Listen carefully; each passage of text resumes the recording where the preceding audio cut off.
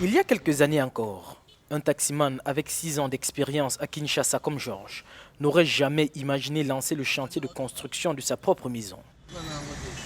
Mais les temps ont changé dans la capitale congolaise. L'homme a acquis une parcelle dans le nouveau quartier de Nsélé. Il est en construction depuis 3 mois. Il reconnaît que la stabilisation du prix des 50 kg de ciment en dessous de 9 $ ces derniers mois a été d'une aide précieuse. Oui, la stabilité du prix du ciment a facilité la construction parce qu'auparavant, le ciment a coûté de 15, 16, 17, 18 $. Mais pour l'instant, le ciment est stable, ça nous facilite à construire des maisons.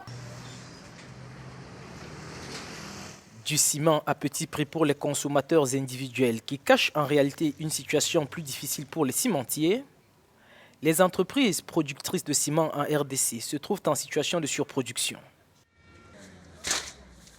Le marché de Kinshasa semble à lui seul être incapable d'absorber du ciment destiné à la construction d'un projet de barrage, potentiellement le plus grand d'Afrique.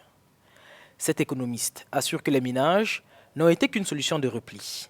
Les grandes cimenteries qui se sont installées avec la capacité installée qui a été la leur, l'ont fait simplement parce qu'il y avait un grand projet qui s'annonçait, qui était celui de Inga. La construction de Inga aurait été un centre de consommation énorme de ciment que nous n'avions pas. Et donc c'était très intelligent de la part de ces sociétés de pouvoir s'installer et pouvoir être en mesure de fournir localement des produits. Quoi qu'il en soit, la relance des chantiers de construction de maisons familiales, en plus de multiplier le nombre de propriétaires, a aussi l'avantage de résorber le chômage endémique dans la capitale congolaise.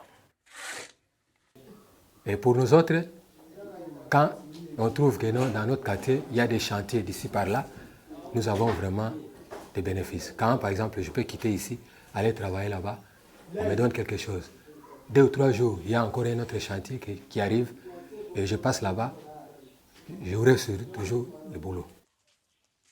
Avec ses plus de 12 millions d'habitants, Kinshasa est l'une des plus importantes mégalopoles d'Afrique. Même s'il se félicite de la multiplication des propriétaires, les urbanistes craignent qu'un ciment aussi abordable débouche sur le phénomène d'autoconstruction sans infrastructure.